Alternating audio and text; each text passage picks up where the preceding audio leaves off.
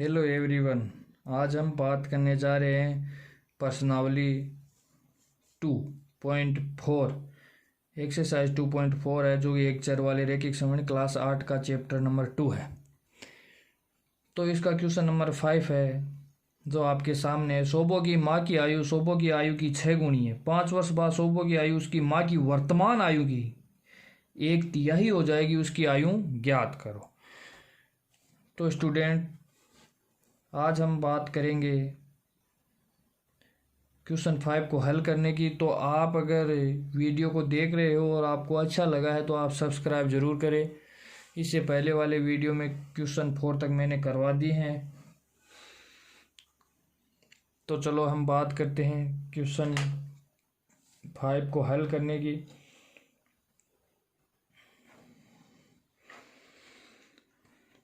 इसमें दिया गया है, हम क्वेश्चन को सबसे पहले पढ़ेंगे और दिया गया है कि सोबो की माँ की आयु सोबो की आयु की 6 गुनी है। तो सोबो की आयु की 6 गुनी है तो सोबो की आयु ज्ञात करनी है। तो सोबो की आयु मान लेते हैं हम। माना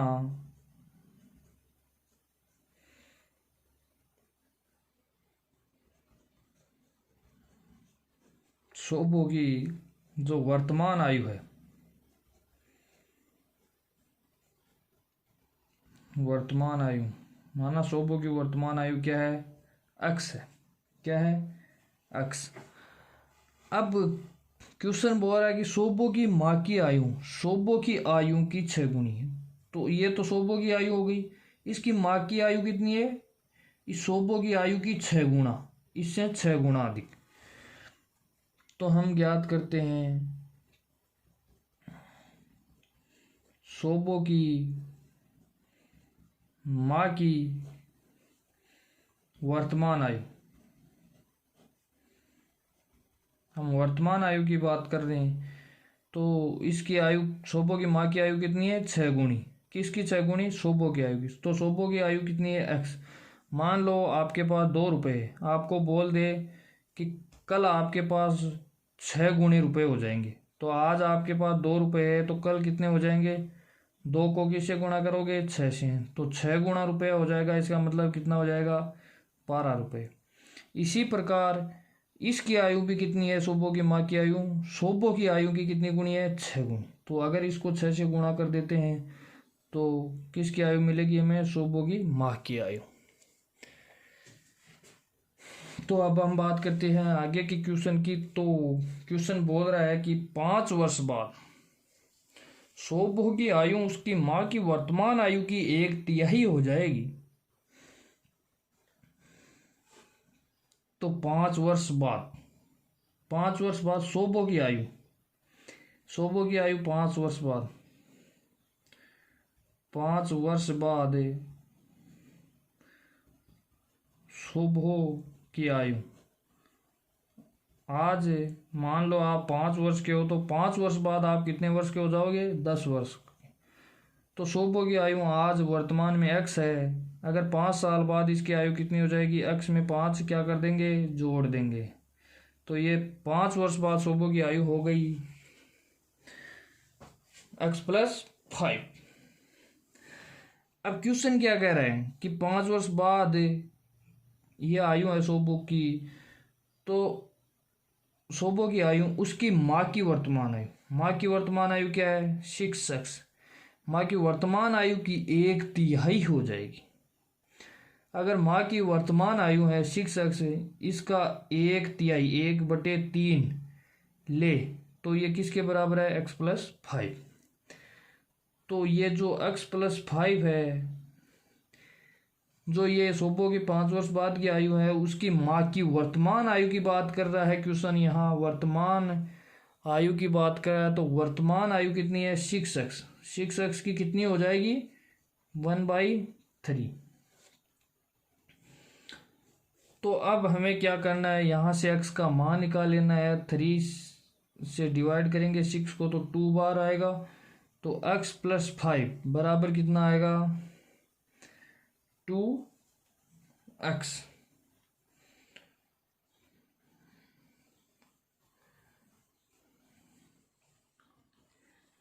हमें यहाँ क्या मिला? 2x।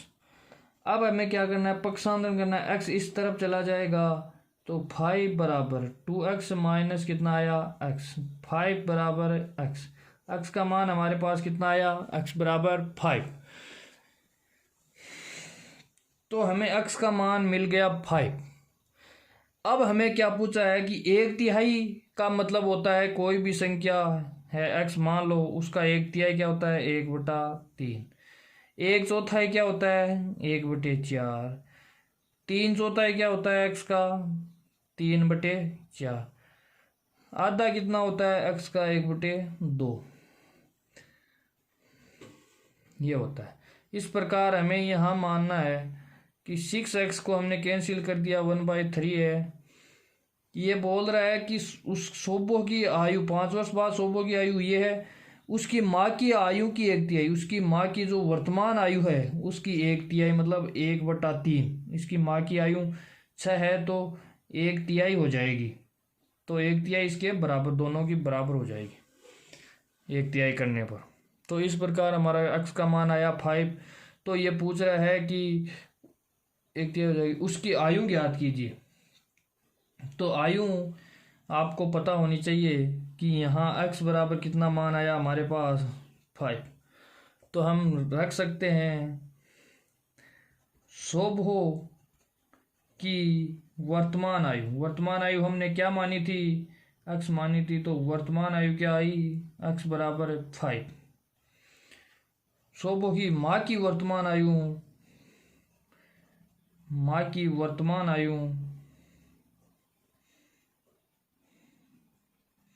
वर्तमान आयु कितनी है 6 गुणा x का मान कितना आया 5। शोभो की माँ की वर्तमान आयु 30। अब अगर आपको पूछे 5 साल बाद की शोभो की आयु, तो 5 साल इसमें ऐड कर देना है, 5 इसमें ऐड कर देना है, माँ की वर्तमान आयु आ जाएगी 5 साल बाद की। तो ये क्वेश्चन नंबर 5 कंप्लीट हुआ। अब हम बात करेंगे अगले क्वेश्चन की।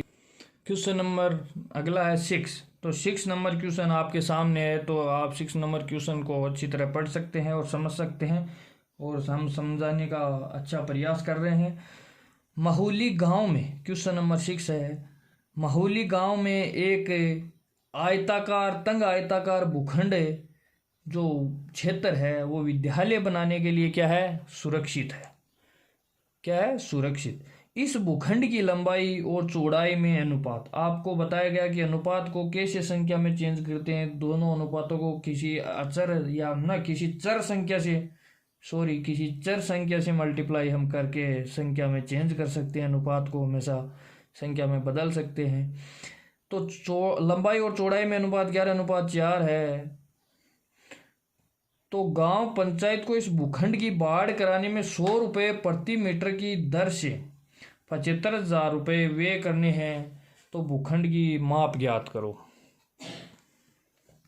तो हम सबसे पहले प्रयास करेंगे क्वेश्चन को अच्छी तरह समझने का। तो हमारा क्वेश्चन आपके सामने है, तो मैं आपको थोड़ा समझाने का प्रयास करूंगा कि ये जो आयताकार भूखंड है, इस भूखंड की लंबाई और चौड़ाई, लंबाई कितनी है 11x, जो अनुपात है 11:4, इसको हम संख्या में बदलने के लिए x से गुणा कर लेते हैं। तो ये 11x लंबाई हो गई, ये 4x लंबाई हो गई। x का यहाँ मान निकाल के लिख सकते हैं।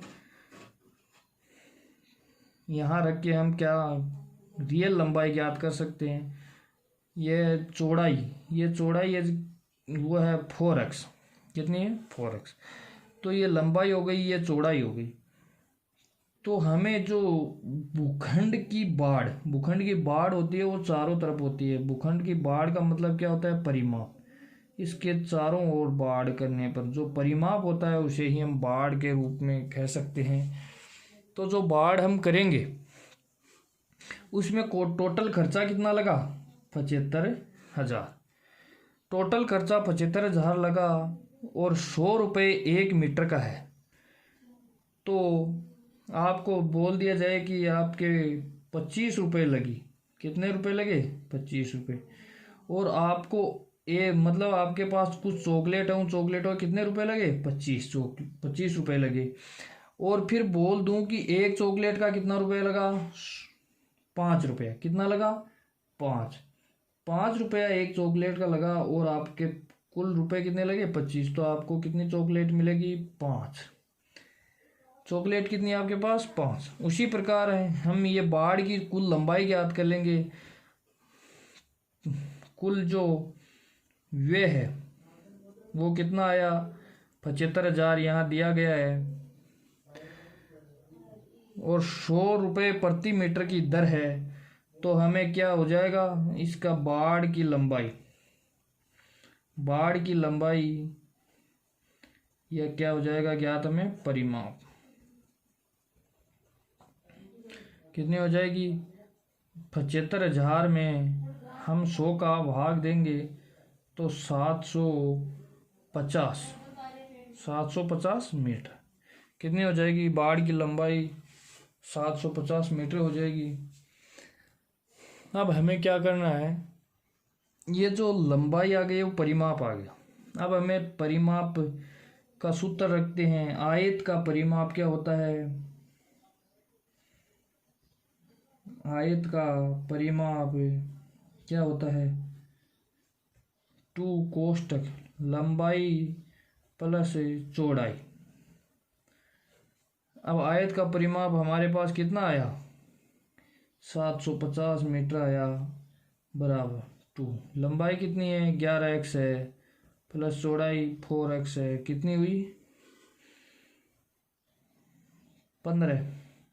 750 बराबर 15x।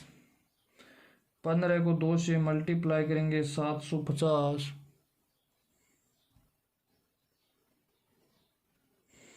अब हम यहाँ क्या करेंगे? 750 बराबर 15 को 2 से मल्टीप्लाई करेंगे 30x। 30 का इस तरफ भाग देंगे, या 0 से 0 हम कैंसिल कर देंगे। 3 का इसमें भाग देंगे तो x का मान कितना आया? 25। तो x का मान यहाँ 25 आया, तो यहाँ रख देते हैं 4 × 25। चौड़ाई कितनी आई? 100 मीटर। कितनी आई? 100 मीटर। हम यहाँ x का मान रख देते हैं, लंबाई और चौड़ाई पूछी गई है, x का मान 25। तो हम आसानी से ज्ञात कर सकते हैं x का मान 25 रखने पर 275 मीटर। ये हमारी लंबाई आई, ये हमारी चौड़ाई।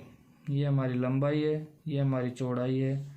हमने मानी थी x का मान रख के हमने ज्ञात कर ली। ये हमारा सॉल्यूशन हुआ।